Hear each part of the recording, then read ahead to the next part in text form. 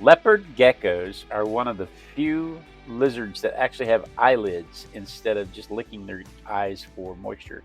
We're going to talk about that, and I wish I could lick my eyelids. We're going to talk about that and more fun leopard gecko facts while we sketch this little scooter.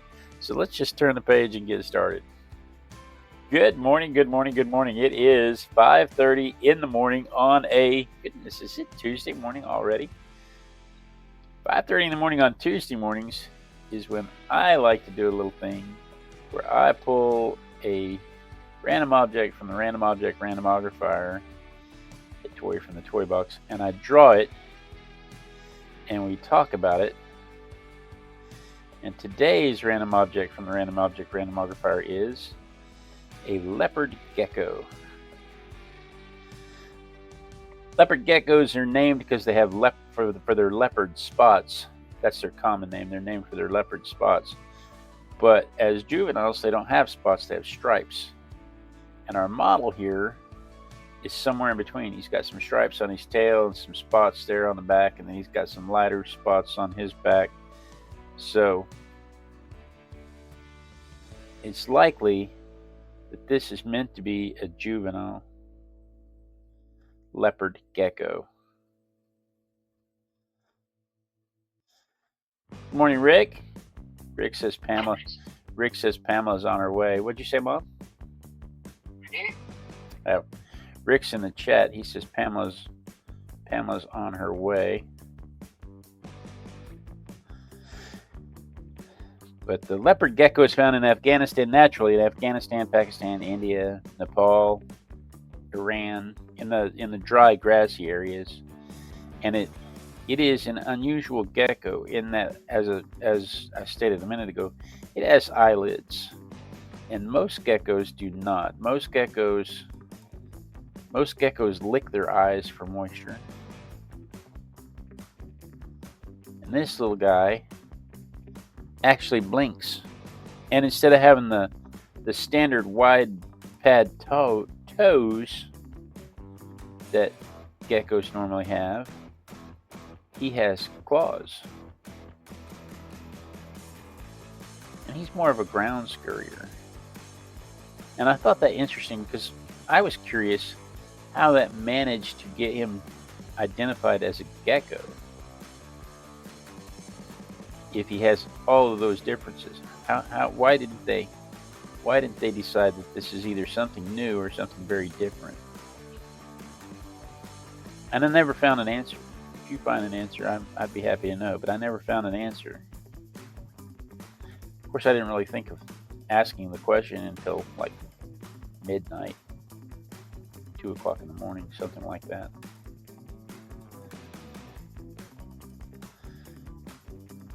So many other questions.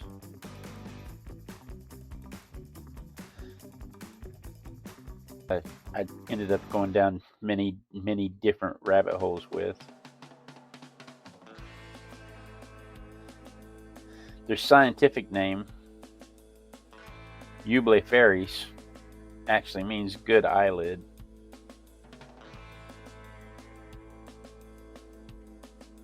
So the guy who described them was really proud of the fact that they had an eyelid.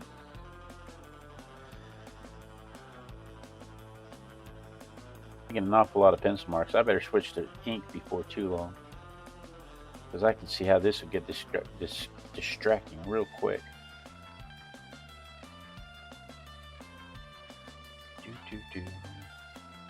Their tails are full of fat. Me too, little lizard. Me too.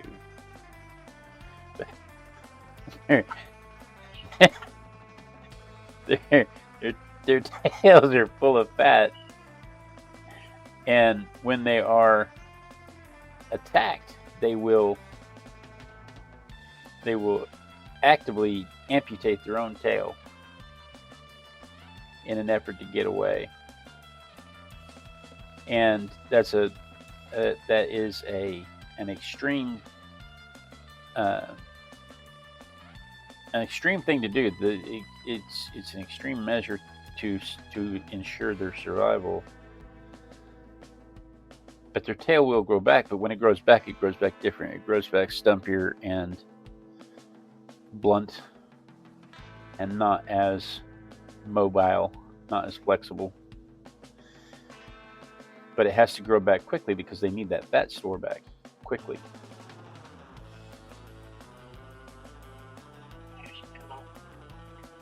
Good morning, Pamela.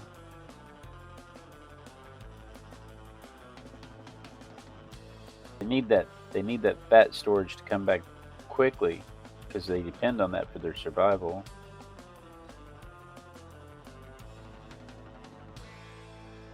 It doesn't come back the same. That was the important thing, is it doesn't come back the same, but they will amputate their own tail. I wonder how often it happens in captivity. These are one of the most popular. They were one of the first wild reptiles to be domesticated.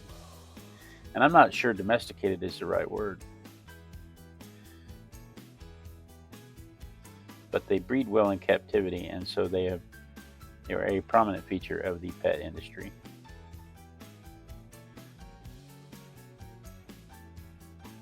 That arm comes out right behind that eyeball. Can't talk, Harding. Sure has little black eyes. He does. He has little beady eyes. You see them all over Instagram. They look like they're up to no good. They look like they're up to something. Because, like I said, they're very popular in the pet industry. I'm moving a pen.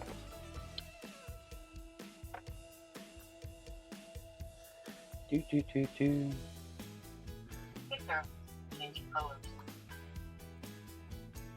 Do their eyes change colors? Yep.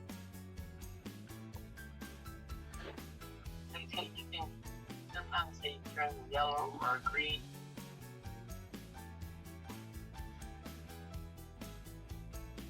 First, their little eyes are black. Me too, This little. must be most of the summer. Me too, little lizard. Me too.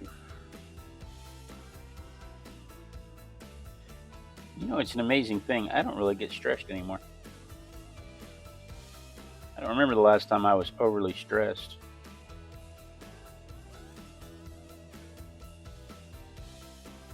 I'm actually living a pretty blessed life these days.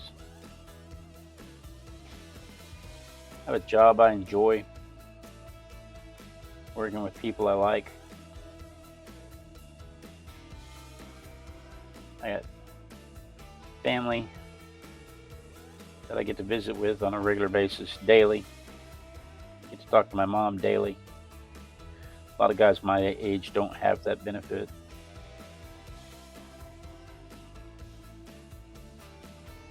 Great. Wife and kids who love me and leave me alone.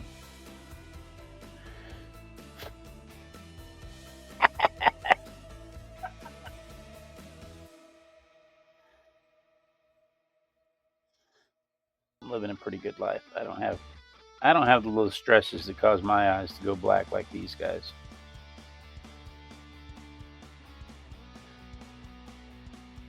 Well, you don't have to worry about where my next meal is going to come from. And I get to art with my besties every morning. I sure do appreciate that.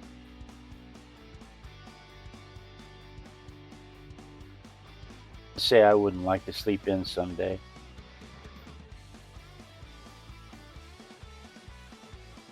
It's overrated.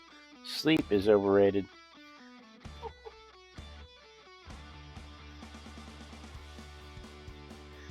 Anyway, these things are about 8 to 11 inches long.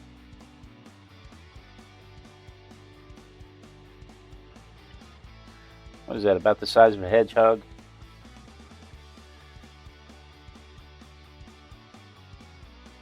You're gonna have to turn your paper towel over. I can't have Pamela being stressed. I know. I usually change it on Wednesdays. There you go. There you go.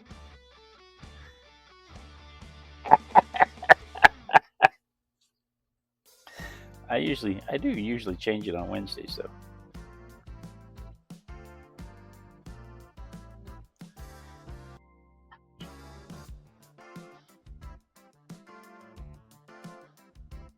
All right, let's see where we are here. I need some bands around that tail.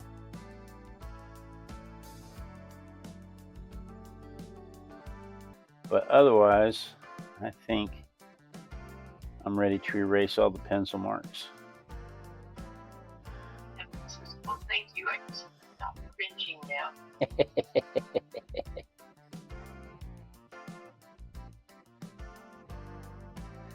Can't have you cringing.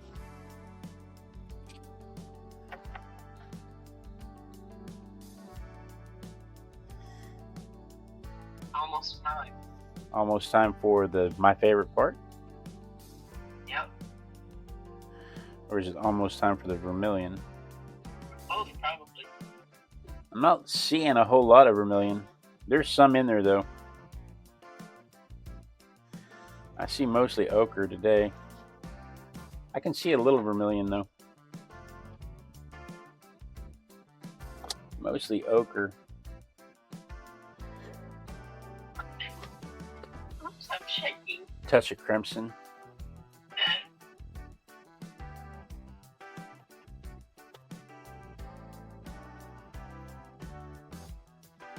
Oh, missed this whole part of his head right here. I didn't miss it. That's where the pen wouldn't mark.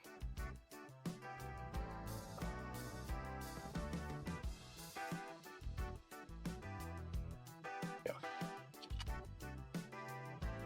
Oh, yes, vermilion.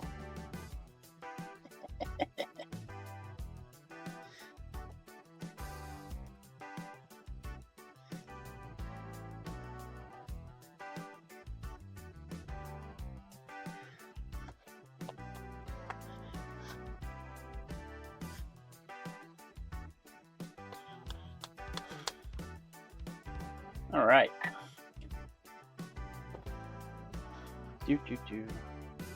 Where are we? This is time for my favorite part of the whole process. This is, without a doubt, my favorite part of the whole process. This is the part that gives the whole thing life.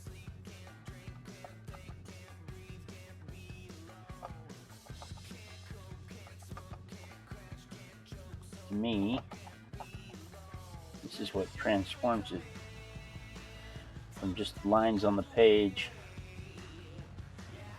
to a dimensional object.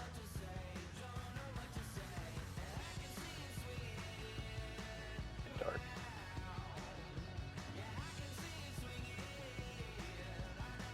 Until now, you know, it's just lines on the page.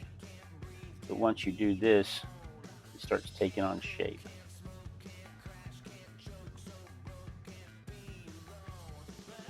I'm down for it. I'm here.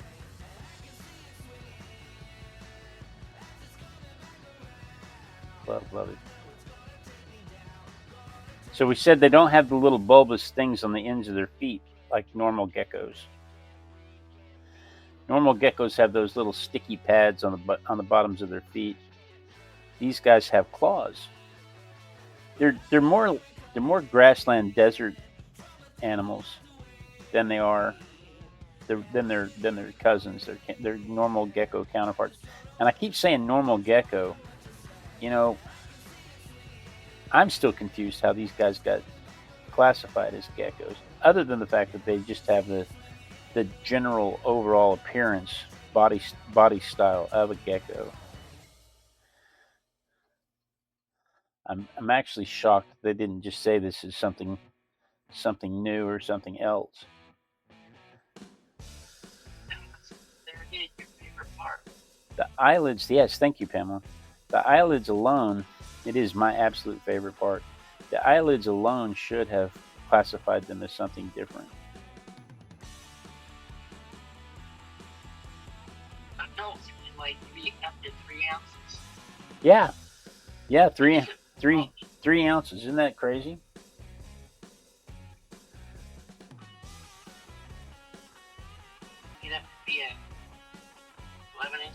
11 inches long.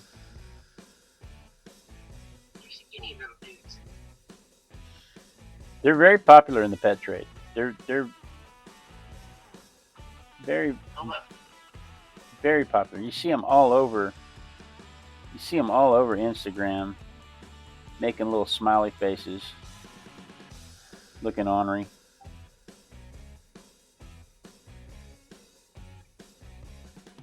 His mouth too. See, I forget his mouth. It's all right. We can fix that.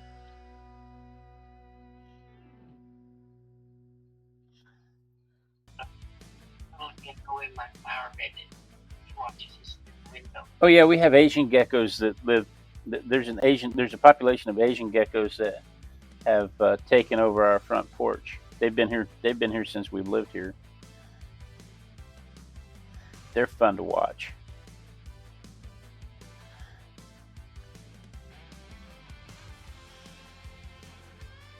They are fun to watch.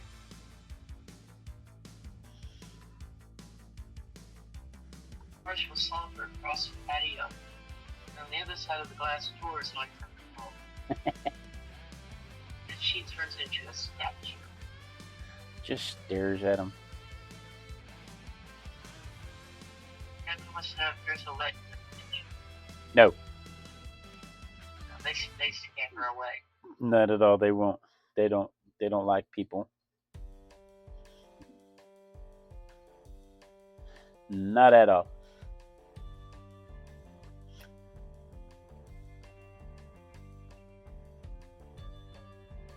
We had an interesting thing yesterday with our birds. Yeah. There wasn't a bird inside. They weren't on the electrical lines. They weren't eating. They weren't on the grass. They were nowhere. I mean, it was just dead silent. Yeah. Kind of spooky. And I told your dad, I wondered if they knew something about the movie that we did. I've seen that movie. Beach.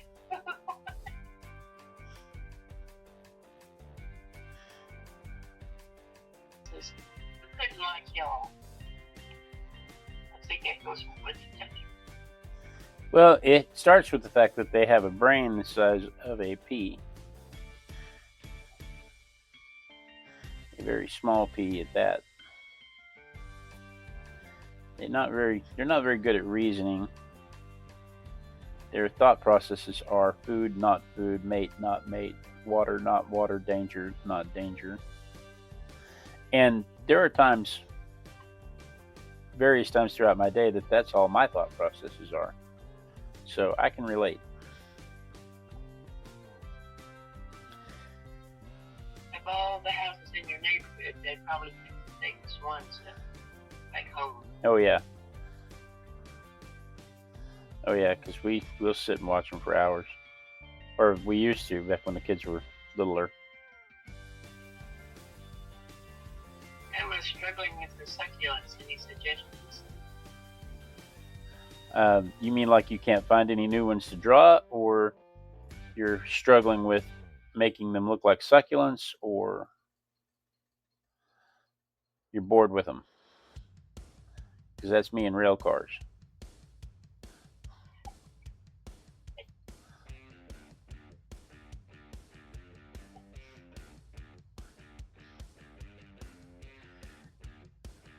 Good three. Bored with them, and what was the other one? Struggling with finding ones to draw.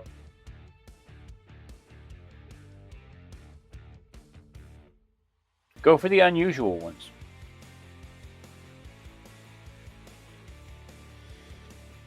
Store-bought ones and the ones that are popular around Oklahoma are interesting.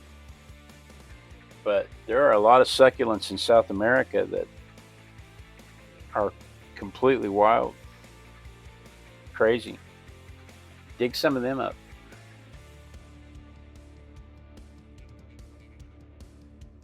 Making them look like succulents. I really like the way that's looking. Oh, you can't see. We're not on that camera. What camera are we on? There we go. I really like what's happened here. I really like the way that's looking. So I'm going to dry that real quick, and we're going to move to color. Making them look like succulents. You know, I have that same struggle. Let me dry this. We'll talk about that on the other side. Dryer.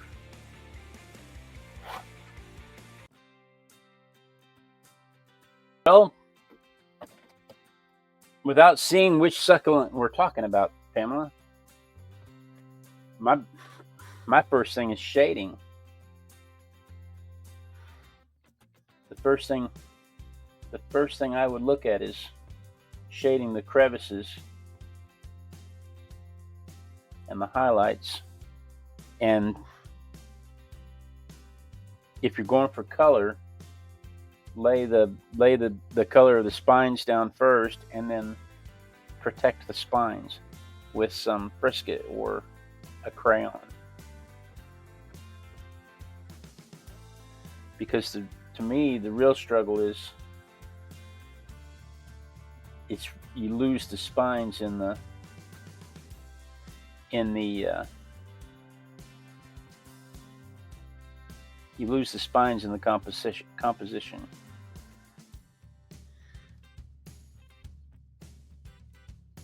We should do a succulent on Wednesday. That would be fun. I was actually thinking about doing an aardvark on Wednesday. You mean Thursday?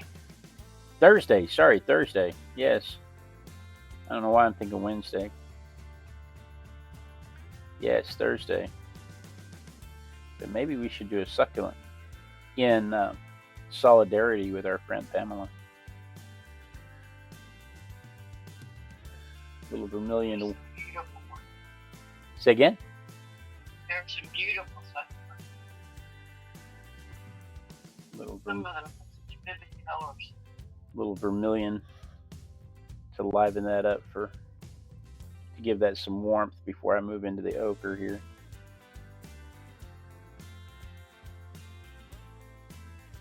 That back leg got away from me. He's going exactly the wrong direction.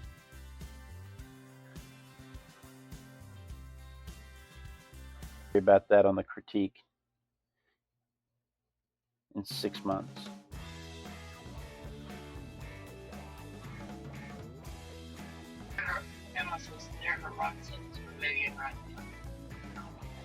I bet that is. Ours probably is too, but I'm sitting in the garage, and the window that I could see that in is 2 rooms away. You can't see it, it's cloudy. It's blank outside. Sweet.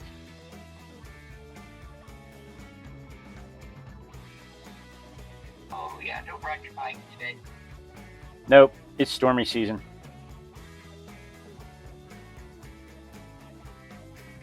Speaking of succulents, I'm gonna have to bring my kids. It's gonna be too much water. Mm-hmm. I figured you just had good drainage. Well, when you get 2.5 inches in about 20 minutes, it's kind of a downpour. Right. Yes, and I do.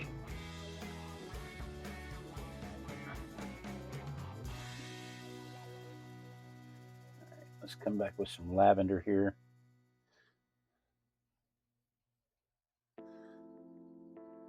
And in some lavender on the texture to make those colors pop.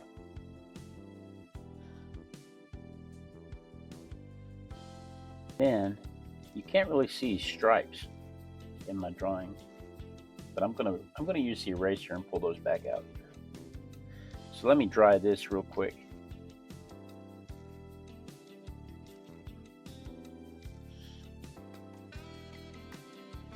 Like hot tea, Pamela. I don't drink it very often. I find it complicated.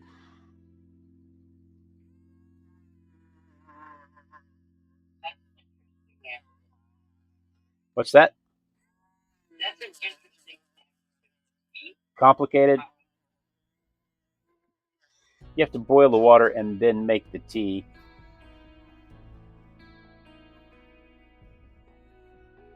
I don't have that problem with coffee.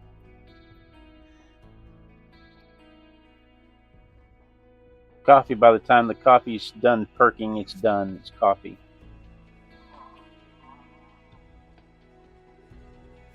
But with tea, you have to part of enjoying the tea is the calming down and the patience of making the tea and the not therapy. Therapy is not the right word. The meditative process of making tea. And I don't know if you've noticed this about me, but I don't really slow down much. It's not really one of my strong points. See, it's an important control to when we make our tea together. Yeah. It's great. Oh yeah, I get it. I get it. I completely understand. It's the process. The process is part of the fun. The steeping of the tea. That's why in Star Trek, when he walks up to the replicator and says tea Earl Grey hot, I'm like, nuh-uh, that's not how you enjoy tea. That's not how tea drinkers want the steeping. The steeping part is part of the enjoyment.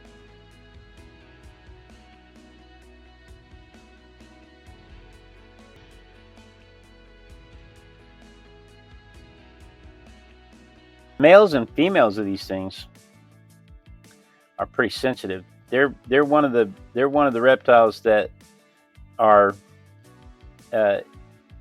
heat sensitive during development. And it turns out there's a Goldilocks zone for generating males. If you see one of these things in the wild, you can pretty much assume it's female, because the Goldilocks zone for males is so specific that it doesn't happen often. For instance, that if it's below when the moment of sexual determination happens. So I mean, it's not the egg has to be kept at this temperature for the whole time. It's not the egg has to be laid during this temperature. It's not the egg has to be hatched during this temperature. There's a specific moment when the sex of the animal is chosen, when the gametes come together just right, and I'm not sure gametes is the right word there, but when the molecules come together just right to determine whether it's going to be a male or female, there's a moment, and that particular moment, if it is below 79 degrees Fahrenheit or above 93 degrees Fahrenheit, it'll be female. At that exact moment, it'll be female. It has to be 80 to 92 degrees for it to be a male. And the closer you get to the middle of that, the more likely you will have a male. The further away from the middle of that you get, the likelihood of malehood dwindles.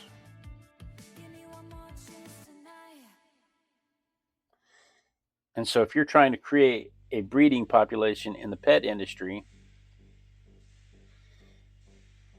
what do? Do you keep the tank at exactly, 34 degrees Celsius, 32 degrees Celsius? What do you do when the eggs are laid? How do you know if you miss when the eggs were laid? How do you know you're in the right time frame to hit that? Oh, it's 10 after 6. We got to get a move on.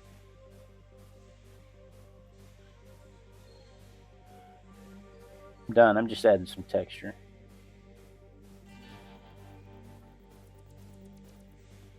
Here we go.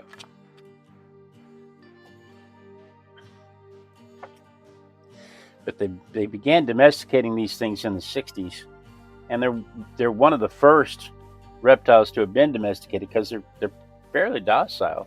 They're nocturnal because they're, like I said, they're desert animals. Today's the 14th. Desert grassland animals, I should say. Dry grassland animals. They're not truly desert animals, but dry grassland animals. The 14th of July, 2026. And so they sleep during the day when it's hot and scurry about at night eating bugs. They're purely insectivores. They don't eat anything but bugs and maybe small animals that fit in their mouth.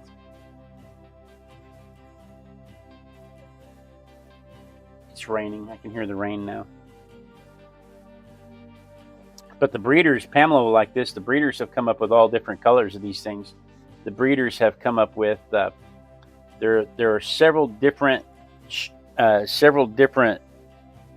three different albino strains, for instance. They have three different genetically different strains of albinism.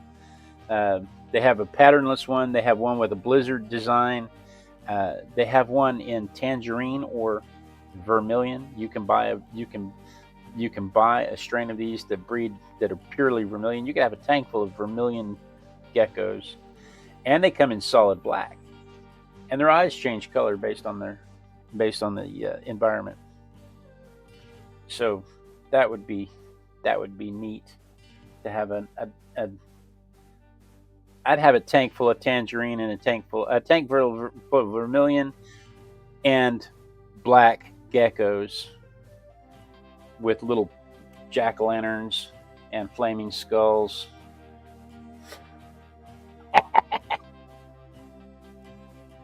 We call it Halloween Town for sure.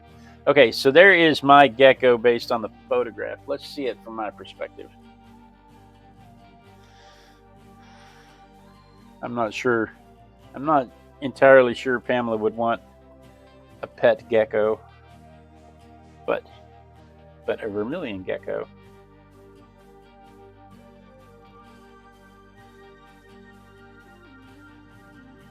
Might be fun.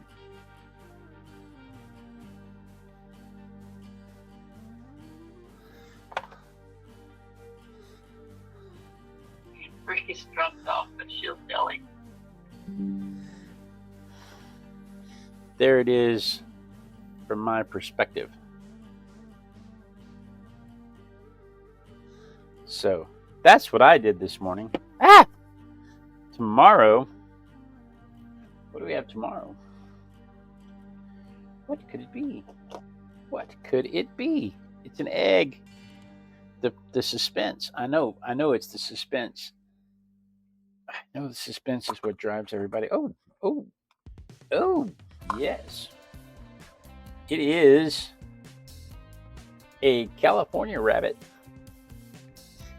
California rabbits were bred specifically as meat animals, but that fur, that stark white fur, that I forget what they call it, but when you push it down or try to part it, it springs back up so that it stays insulated. And they have the two layers of fur. They have the soft fur underneath and the coarse fur on top for extra warmth and protection.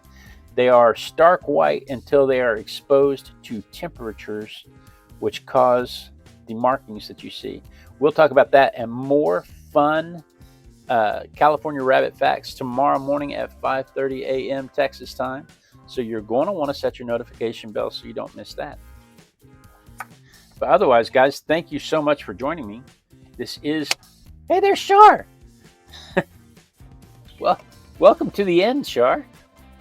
But thank you so much for joining me. I do look forward to this every day when I get to art with my besties. I truly run down the stairs every day so I can be here, usually because I'm late.